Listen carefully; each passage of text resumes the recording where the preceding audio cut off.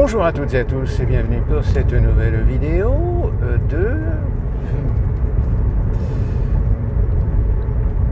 Je vais pas revenir sur ce dont j'ai déjà traité sur des précédentes vidéos de façon abondante d'ailleurs concernant les filles, les Traoré, l'affaire Naël, etc. Parce que je pense que ça suit son cours et on constate que sur les réseaux sociaux, il y a une certaine véhémence de la part des France Insoumises, des bien-pensants d'une manière générale, à tel point qu'il y en a certains qui commencent à dire que Twitter devient nauséabond parce que donne trop la parole aux fachos, donne trop la parole à des gens d'extrême droite. Mais dans ce cas-là, si Twitter ne te plaît pas, mon cher, change d'endroit, va ailleurs. Enfin, je sais pas, ça me paraît logique. Hein. Non, on va revenir sur l'Ukraine. Bah oui, parce que, évidemment, avec ces affaires de Naël, d'émeutes, etc., l'Ukraine a un petit peu disparu de la circulation. Alors que c'est toujours un problème. C'est d'autant plus un problème que le narratif qui consistait à dire oui, regardez l'Ukraine, la contre-offensive, ça y est, c'est parti, les Russes, on va leur en mettre plein la figure.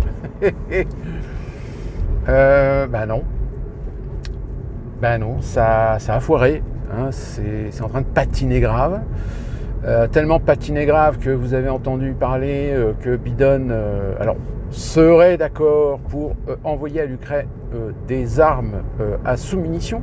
Alors ce qu'on appelle des armes à sous-munitions, c'est plus vulgairement ce qu'on appelle des bombes à fragmentation, c'est-à-dire que ce sont des bombes qui, lorsqu'elles arrivent à leur objectif, explosent et libèrent une multitude de petites bombes qui vont s'éparpiller un petit peu partout sur une cible, de telle manière à pouvoir mieux élargir le champ d'explosion. Sauf que ces armes-là, à l'échelle internationale, il y a certains accords qui ont été signés comme quoi il fallait éviter d'en utiliser, voire d'en vendre, parce qu'il s'est trouvé que l'usage de ces armes, malheureusement, faisait plus souvent des victimes civiles que de tuer des militaires, ou de détruire des cibles militaires.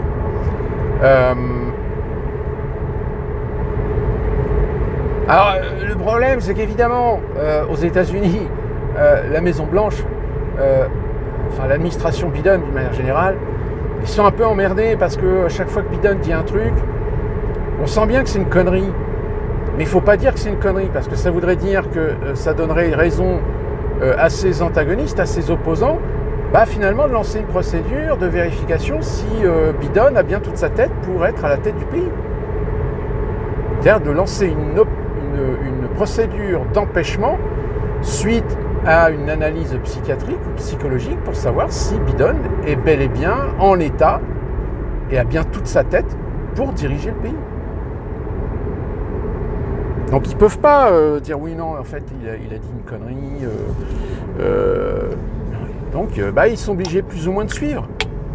Alors, ils sont obligés de plus ou moins de suivre, mais en laissant évidemment les opposants, les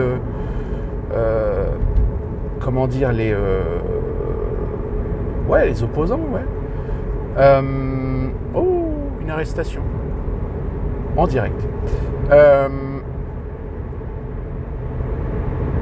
Il n'empêche que malheureusement, dans cette affirmation qu'il a eue, on apprend que la France est un peu désolée du propos, mais que elle est obligée de suivre. Pardon ? Pourquoi elle est obligée de suivre ? Pourquoi Macron suivrait Biden dans cette volonté de donner des armes à fragmentation à l'Ukraine ?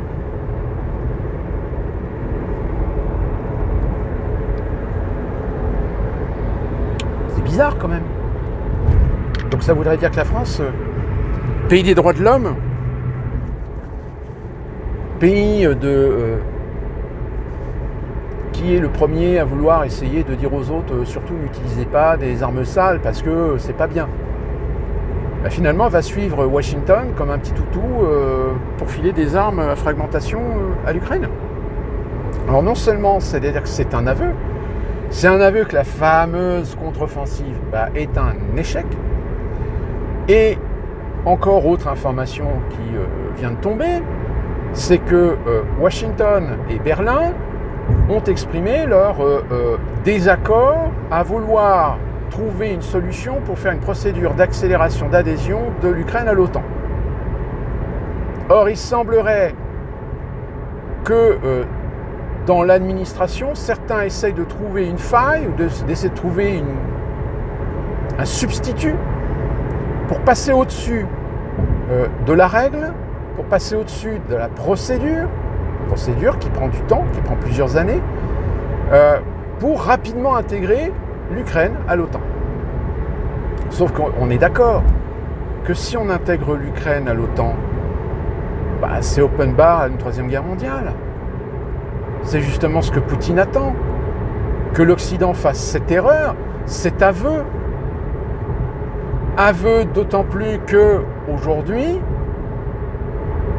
des experts militaires occidentaux n'hésitent plus à exprimer en coulisses le fait que malheureusement, l'armement que l'on donne à l'Ukraine n'est clairement pas suffisant. Il est insuffisant sur le plan technologique. Technologique pourquoi ? Tout simplement parce qu'aujourd'hui, des experts occidentaux ne peuvent plus empêcher l'idée que les fameux missiles supersoniques Kinjal russes sont opérationnels. Et qui dit opérationnel, ça veut dire que ces missiles peuvent très bien ne pas porter uniquement que des charges conventionnelles, mais peuvent porter au moins des charges nucléaires. Oups. Je rappelle que la Chine, les États-Unis, même la France sont actuellement au travail pour créer, pour développer ces fameux missiles supersoniques. Alors si on vante qu'on les a, mais en réalité on les a, mais les derniers tests qui ont été faits par les Américains ont été catastrophiques, pour ne pas dire un échec. Donc aujourd'hui, sur la technologie des missiles supersoniques, clairement ceux qui sont à la pointe, c'est les Russes. Je dis à la pointe parce que eux ont su faire une démonstration en temps réel, en pratique, de leur capacité à mettre en place des missiles supersoniques. Alors attention, on va être très clair. La technologie, elle n'est pas absolue, elle n'est pas fiable à 100%. Oui, il va y avoir des missiles russes supersoniques qui vont être défectueux, qui vont se planter, voire même peut-être qui vont tomber là où il ne faut pas qu'ils tombent, et peut-être en effet provoquer la mort de victimes innocentes. Mais j'ai envie de dire, ça a toujours été.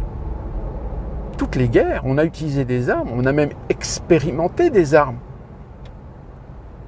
Et donc parfois, même très souvent, des civils en ont été des victimes. C'est factuel. Donc n'en déplaise aux humanistes, aux droits de l'homiste, qui voudraient lutter contre ce genre d'armes, etc. Malheureusement, quand vous avez des enjeux, et surtout des enjeux économiques derrière, preuve en est, c'est que si cette guerre en Ukraine existe, c'est parce qu'on l'a voulu. Et on aura beau avoir des gens qui disent oui non, c'est faux, c'est Poutine qui a attaqué l'Ukraine. Oui, mais on l'a poussé à attaquer l'Ukraine. Alors, il y en a d'autres qui disent ouais, comment, parce qu'on voulait vous pétez les plombs, qu'est-ce que vous croyez, pousser Poutine à attaquer l'Ukraine, c'est complotiste, etc. Non, c'est pas complotiste. Quand vous avez des conflits d'intérêts en matière de géopolitique, à un moment donné, vous pouvez pousser quelqu'un à intervenir. Je veux dire, pourquoi les Russes sont intervenus en Afghanistan en 1979, 78, 79, je ne sais plus. C'est parce que l'Afghanistan était en train de basculer avec une influence dans les coulisses. On trouvait qui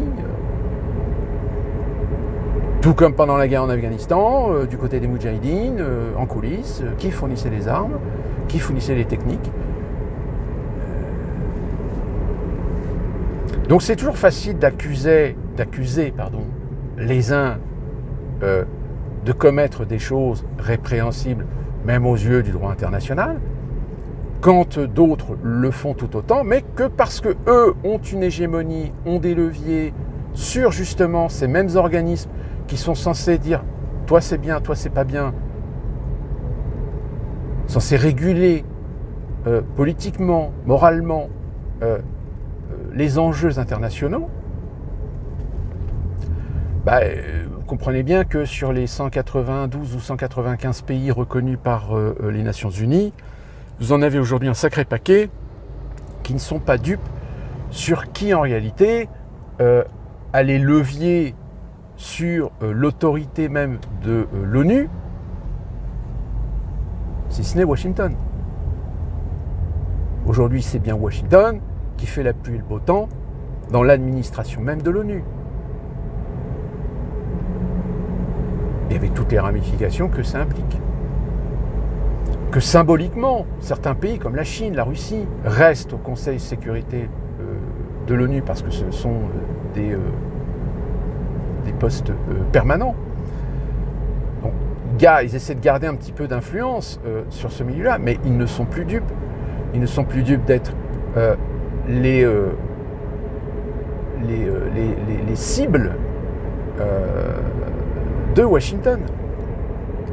Pourquoi Washington pousserait-elle éventuellement Macron un jour à vouloir partager le siège permanent du Conseil de sécurité de l'ONU de la France avec l'Allemagne? Voire aller, soyons fous, complètement démagogique, demander à ce que la France donne son siège à la Commission européenne.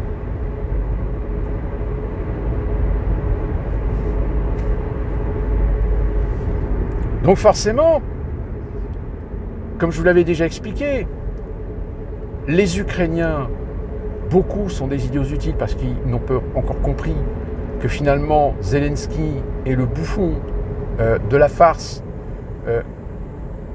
qui certainement a déjà vendu par petits bouts son pays à des intérêts étrangers.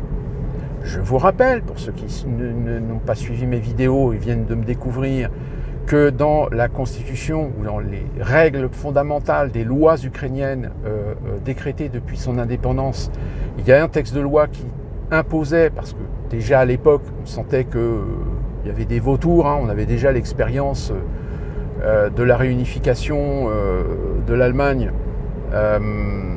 ce qui est devenu avec tous les tissus, les outils de production manufacturiers, industriels de l'Allemagne de l'Est.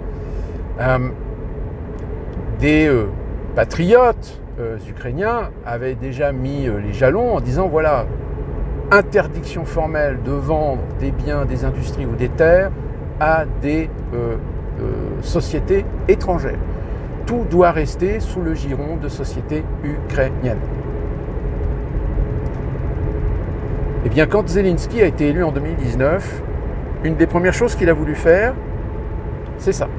C'est faire sauter cette loi. Sauf qu'il s'est trouvé confronté aux patriotes, aux conservateurs ukrainiens qui lui ont refusé de réformer ou d'abroger cette loi. Bien récemment, en catimini, il a réussi à faire sauter cette loi. Ce qui fait que ça lui a permis de signer des accords, de signer des contrats avec des sociétés étrangères et plus particulièrement américaines. Et plus particulièrement, je veux rappeler également BlackRock, Vanguard, qui là voit l'Ukraine comme de la plus-value pour l'évolution de leur chiffre d'affaires et des promesses de dividendes évidemment à leurs actionnaires. Sauf que pour que ça fonctionne, il faut que la guerre soit rapidement réglée. Or, ceux qui disaient oui, la guerre va être réglée en 6 mois, on va aider l'Ukraine, on va affaiblir la Russie et finalement les Russes vont retourner chez eux, ça ne fonctionne pas. Donc vous comprenez bien que quand on est actionnaire de sociétés filiales ou directes de Vanguard ou de BlackRock, qu'on vous promet une évolution de vos dividendes sur l'exercice 2023, 2024, voire 2025, du fait d'avoir signé avec l'Ukraine des gros contrats sur des mainmises, sur des marchés, sur des champs, sur de l'agriculture, sur des ressources énergétiques, sur même des ressources minières Sauf que le problème, c'est que la guerre elle est toujours là, donc pour l'instant, on ne peut pas exploiter. Ça veut dire que les dividendes qu'on te promet pour 2024, il va falloir que BlackRock et Vanguard mettent les bouchées doubles pour aller trouver ailleurs ce qu'ils ne réussiront pas à récolter de l'Ukraine dans leurs exercices. À moins que on trouve un accord avec la Russie et qu'on dise ok, vous gardez le Donbass et la Crimée, on fait comme la Corée, une zone démilitarisée entre l'Ukraine et les zones russes, et voilà, et après tout le monde reste chez soi, tout le monde se regarde comme des chiens de faïence, et nous derrière on va pouvoir faire nos petites affaires. C'est ce qui se profile, très clairement. Sauf que quand vous avez Biden qui annonce qu'il va envoyer des armes à fragmentation, évidemment, là on se dit, merde. Puisqu'il y a actuellement, il y a des gens plus ou moins bien placés dans la diplomatie, il y a des rencontres qui se font avec la Chine, l'Arabie Saoudite, et même des membres de l'Union Européenne, ainsi que des membres de Washington, qui se rencontrent de façon assez régulière en ce moment pour trouver une issue. Parce que justement, derrière, il y a des intérêts, et ces intérêts ne peuvent et ne veulent pas attendre un an de plus de guerre. Donc il va falloir que Zelensky, l'amener à la table. Sauf que, autre problème, on vient de découvrir que la banque centrale ukrainienne, on lui a trouvé tout d'un coup des stocks de réserve. D'où ça sort?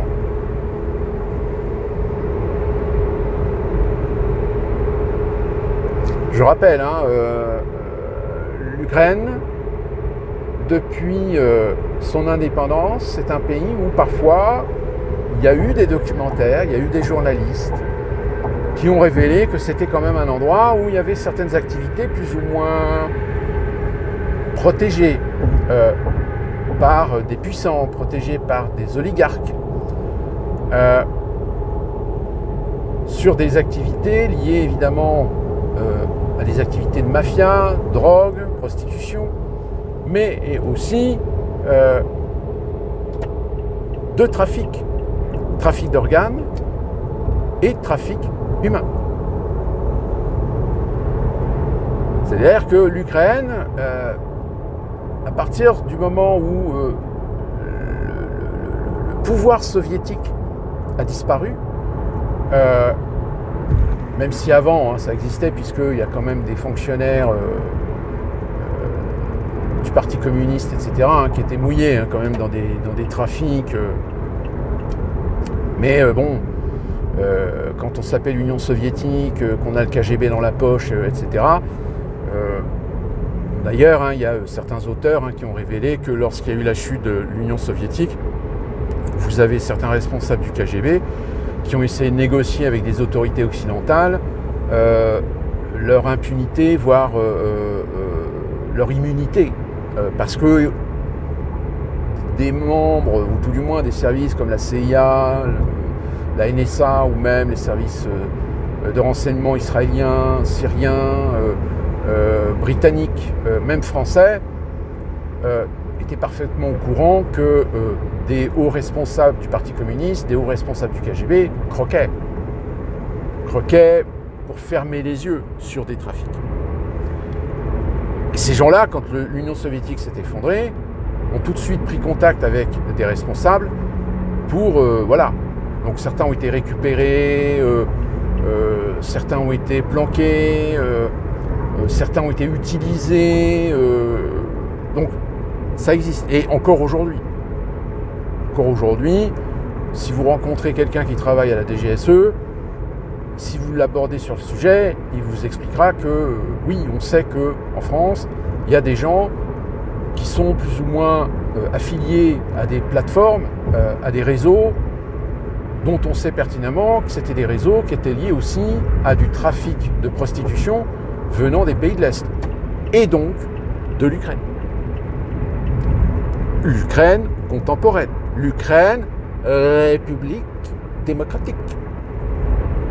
Quoique non, c'est une république fédérale, je crois. Enfin, je ne sais plus. Donc forcément, Zelensky, quand il arrive au pouvoir, Zelensky, c'est le genre de mec qu'on briefe. On briefe, voilà comment fonctionne le pays. Avec en plus les conflits d'intérêts, les minorités, les patriotismes, les nationalistes, avec lesquels on joue énormément parce qu'on sait que les nationalistes sont plus ou moins de mèche avec des liens occidentaux. C'est-à-dire que les Occidentaux se servent des nationalistes pour essayer de foutre le bordel dans le pays et convaincre l'opinion ukrainienne de plutôt aller vers l'Union européenne plutôt que rester partenaire privilégié avec la Russie, partenaire historique, partenaire naturel, on va dire, mais que justement la manipulation, la mise en exergue du nationalisme néo-nazi, si vous préférez, ukrainien, a été un rempart contre cette mentalité, cette politique qui aurait pu être celle que l'Ukraine trouve en effet plus d'intérêt à jouer le partenariat russe, non sans garder des liens et des partenariats avec l'Union européenne. C'est-à-dire justement affirmer son indépendance, sa liberté de vouloir jouer dans certains domaines avec qui elle veut. Or malheureusement, les influences à la fois de Washington et à la fois de l'Union européenne dans le système politique ukrainien fait que on est dans le résultat qu'on est aujourd'hui. Donc c'est les jeux d'influence. C'est les jeux d'influence de la géopolitique. C'est-à-dire aujourd'hui c'est l'Ukraine et puis demain ça sera un autre pays. C'est-à-dire, comme c'est actuellement le gros enjeu en Afrique, où l'influence française est en train de perdre du terrain au profit de l'influence russe et chinoise. C'est la géopolitique. Alors après, quand il y a des fragiles du haut qui vous parlent de droits de l'hommisme, etc., ceux-là, ils n'ont rien compris.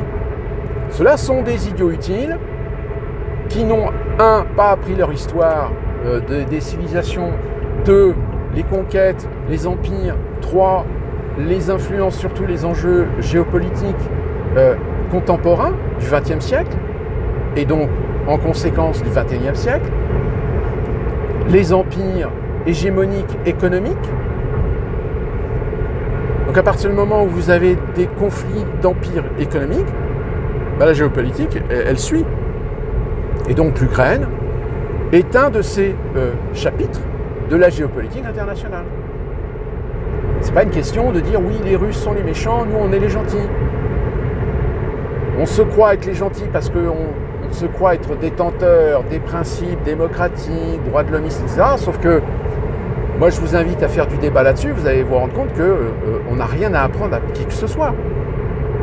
On a en effet une culture qui a évolué dans le sens du bien-être de l'humanité, de la civilisation. Mais le problème, c'est qu'il y a eu des hauts et des bas. Si nous avons les bases auxquelles nous pouvons enseigner à certains pays, ça oui, c'est vrai. Mais en pratique, malheureusement, on n'a pas de leçon à donner à quiconque parce que nous sommes tout aussi arrivistes, nous sommes tout aussi égoïstes, nous sommes tout aussi nombrilistes, nous sommes tout aussi conquérants, nous sommes tout aussi dans cette volonté de posséder, de contrôler les autres au profit de ceux à qui nous sommes redevables. En l'occurrence, la finance internationale.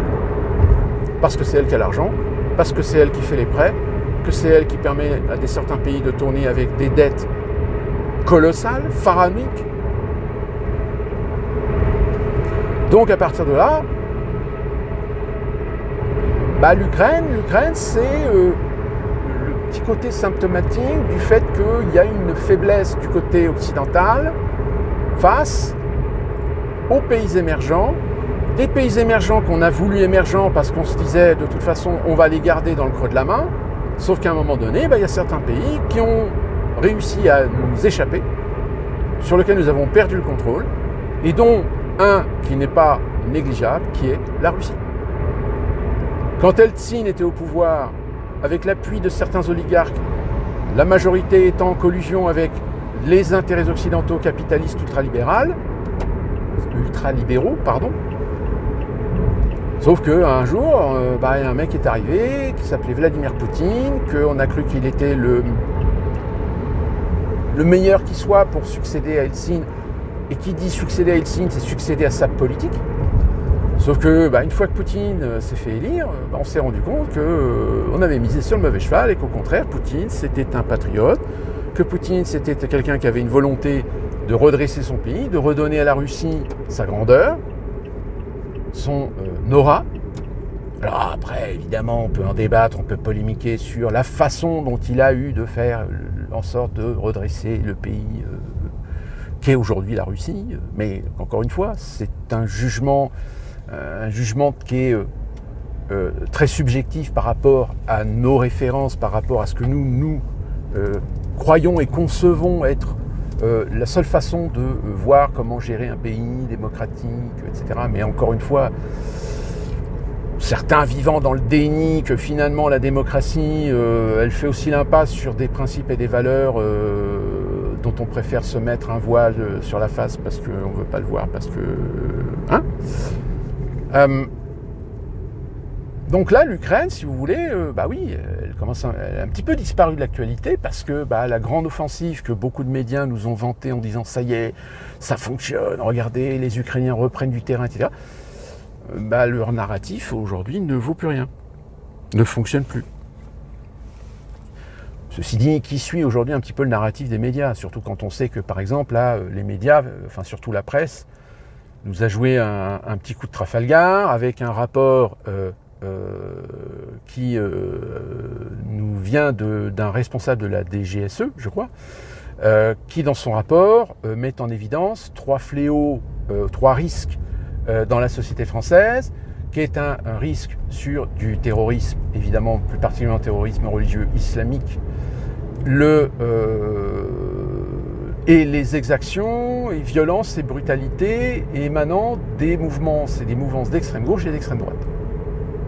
Sauf que le narratif de cette presse met plus en évidence le risque limite terroriste. Vous voyez, vous vous souvenez quand je vous parlais du mot terrorisme, qui va devenir un mot fourre-tout, d'extrême droite. Oui, le rapport parle aussi du terrorisme islamique et des violences d'extrême gauche. Mais non, regardez, depuis 2017, il y a eu 20 arrestations, interpellations sur des groupes et des mouvances d'extrême droite. On reconnaît 6000 personnes comme étant susceptibles d'être dans des mouvances, pouvant commettre des actions, etc. 6000 personnes. 6000 personnes sur combien de population en France ? 67 millions, 68 millions. Vous savez, c'est exactement la sémantique pour faire peur, à tel point que l'opinion, ou tout du moins le lecteur, à un moment donné, il va manquer de perspective et se dire « Attendez, vous êtes en train de nous dire que le plus gros fléau, c'est le terrorisme d'extrême droite, alors qu'en réalité, les chiffres que vous donnez sont extrêmement marginaux par rapport à d'autres cas comme le terrorisme islamique qui a quand même fait plus de 200 morts en l'espace de quelques années. Que je sache, le terrorisme d'extrême droite, combien il a fait de morts ?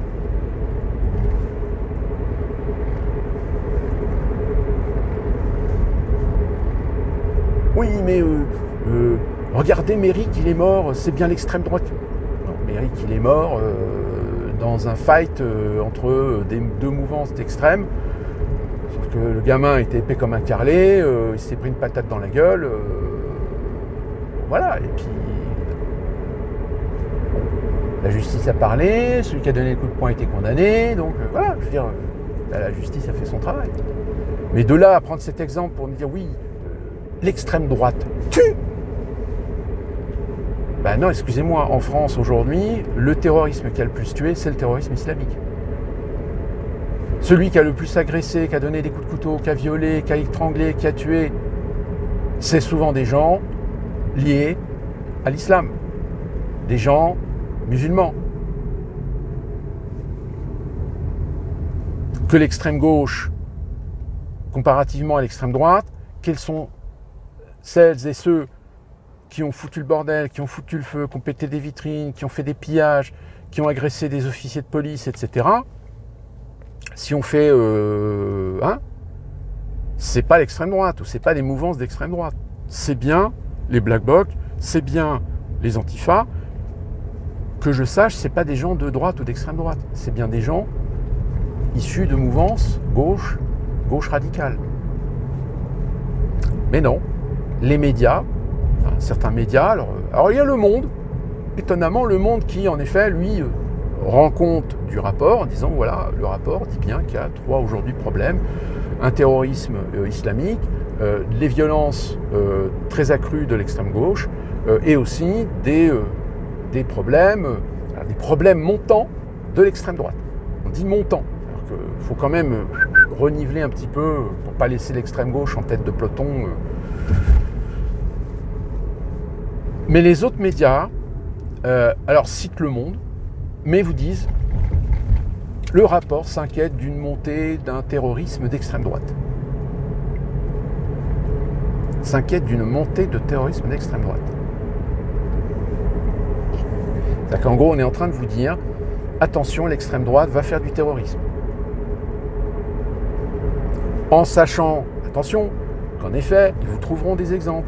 Mais des exemples qu'évidemment, encore une fois de plus, fonctionnera sur les idiots utiles dans l'opinion, qui n'ont pas cherché, qui n'ont pas compris, qui n'ont pas gratté pour se rendre compte qu'en réalité, les personnes qu'on incrimine être des personnes à l'exemple de cette montée de violence, de ce terrorisme d'extrême droite, en réalité, ce sont des gens qui n'ont rien à voir avec des mouvances d'extrême droite, c'est juste des dissidents, c'est juste des patriotes, c'est juste des gens qui s'autoproclament révolutionnaires et qui ont l'intention de commettre des actes de résistance, voire de résistance armée contre le pouvoir.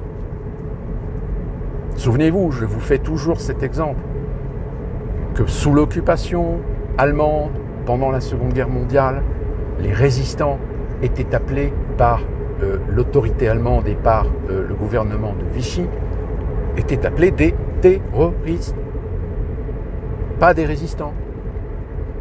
C'était appelé résistants par ceux qui faisaient partie de la France libre, par les Alliés. Mais la France vichiste et l'occupant allemand appelaient ces gens-là des terroristes.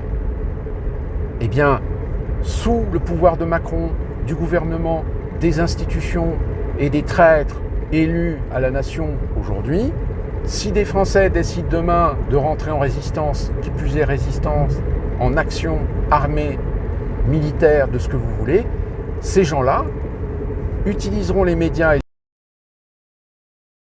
les médias seront complices pour les faire passer pour des terroristes. Tout comme aujourd'hui, certains médias sont complices d'utiliser l'étiquetage, la sémantique pour appliquer, paf, sur la face de certaines personnes qu'ils sont d'extrême droite, que ce sont des fachos. Alors, inversement, quand vous avez par exemple une artiste comme Yaïza Higelin qui, en plein concert, fait une apologie, c'est une apologie au lynchage à l'encontre de Macron. Alors là, non, c'est pas une intention, ou comment on appelle ça déjà, une incitation à la haine et à la violence. C'est une liberté d'expression. Imaginez que si Dieudonné avait dit exactement la même chose lors d'un spectacle, alors là, tout le monde lui serait tombé dessus, tout le monde aurait porté plainte contre lui, etc. Ou même, imaginons Berkoff ou Dornella ou même Zemmour, qui aurait dit ça. Mais alors là, la Ligue des droits de l'homme, le Parti socialiste, SOS Racisme, tout le monde aurait porté plainte contre ces gens-là. Là, Yaïza Higelin, oui, il y a des gens qui s'offusquent de ces propos, mais ce n'est pas des gens de gauche. Ce n'est pas ces mêmes organismes qui auraient sauté à la gorge de tous ces exemples que je vous ai donnés, si ça avait été eux qui avaient dit la même chose. Sauf que là, évidemment, ça se voit. Ça se voit qu'encore une fois de plus, on a une idéologie chez les bien-pensants, chez les gens de gauche, qui est à géométrie variable. C'est-à-dire pour la même erreur, la même faute, le même propos, si la personne est de droite ou de gauche, ou étiquetée de droite, extrême droite, ou de gauche ou d'extrême gauche, eh bien, l'opinion va se voir imposer une idée, un jugement, une étiquette différente selon qui juge qui et quoi. Et bien avec l'Ukraine, le procédé a été exactement le même. C'est-à-dire qu'on a mis sous le tapis des réalités sociales, économiques de la société ukrainienne, jeune démocratie qui, comme la Russie, a encore beaucoup de travail pour faire le ménage, pour assainir certaines vieilles traditions, certaines cultures. Je rappelle, la République française ne s'est pas fait en un jour, contrairement à ce qu'on dit de Rome. D'ailleurs, oui, Rome ne s'est pas fait en un jour, c'est l'expression. Autant pour moi, je me suis trompé. Donc cette expression, en effet, Rome ne s'est pas fait en un jour. Eh bien, si on l'a appliquée à des jeunes démocraties telles que la France l'a été après la Révolution française, je dirais, la République française a réussi à se stabiliser, il aura fallu quand même un siècle. Pendant un siècle, c'était quand même le bordel. Bien l'admettre. Donc on ne peut pas demander à des pays comme la Russie, comme l'Ukraine, comme la Hongrie, la Bulgarie, la Roumanie, la Moldavie, tous ces pays qui ont accédé fraîchement et récemment à la démocratie après 70 ans de joute soviétique, pour certains d'entre eux, surtout l'Ukraine, parce que l'Ukraine, comme je vous l'ai déjà raconté, je vous l'ai déjà dit, la seule fois où elle a pu prétendre être une nation libre et souveraine, ça a été pendant 2 ans, de 1919 à 1920, je crois, ou 1918-19. Mais encore une fois, après la révolution bolchevique, c'est une république communiste, république fédérale ou démocratique communiste qui s'était installée, jusqu'au jour où le voisin soviétique a dit pays d'indépendants, pays libre, etc. Non, hop là, on met le grappin dessus. Donc l'Ukraine avait quand même, elle a vécu plus de 70 ans sous le joug soviétique. Bon, évidemment, là je me fais l'avocat du diable, avec aussi des événements historiques dont on peut comprendre que les vieilles générations ukrainiennes en ont gros sur la patate vis-à-vis des Russes. Mais là encore, après c'est une évolution de culture, de société, de mœurs, tout comme nos anciens qui ont connu la Seconde Guerre mondiale, il est évident qu'on ne va pas leur demander de faire la bise à des Allemands. En revanche, les gens de ma génération, on a plus été vers un pardon. On a plus été dans l'état d'esprit de dire, allez, on passe à autre chose. Le passé, c'est le passé, on en tire les leçons, on y comprend ce qu'on veut bien y comprendre selon notre éducation, selon nos idéaux politiques, etc. Mais aujourd'hui, il est évident, et je paraît tout à fait logique, de dire qu'on ne peut pas en vouloir aux Allemands de ce qui a été le passé. Aujourd'hui, il faut voir l'avenir, il faut aller de l'avant, il faut recommuniquer, il faut retisser des liens sociaux, etc. Eh bien, c'est exactement la même chose qu'on aurait pu attendre de l'Ukraine, de la Russie, de tous ces pays, etc. Et considérer que la Russie, ça mettra peut-être plusieurs décennies à ce que les relations s'assouplissent et partent de nouveaux pieds et qu'on pardonne. Le passé, c'est le passé. Mais ça, non. On a mis l'huile sur le feu pour alimenter ces haines, pour alimenter ces divergences, pour conserver justement cette dissension qu'il y a entre des populations, entre lesquelles il y a eu en effet des histoires, il y a eu des passifs très discutables, très véhéments, très violents, très brutaux, très meurtriers, tout ce que vous voulez, etc. Donc, L'Ukraine, en effet, a disparu un petit peu des médias, mais elle reviendra forcément. Et ce sera intéressant de voir comment les médias qui ont vanté, mis en émérite la fameuse contre-offensive, ils vont comment ils vont expliquer que finalement la contre-offensive, elle a fait affaire à suivre. Et d'ici là qu'on se retrouve pour une prochaine vidéo, portez-vous bien et soyez prudents.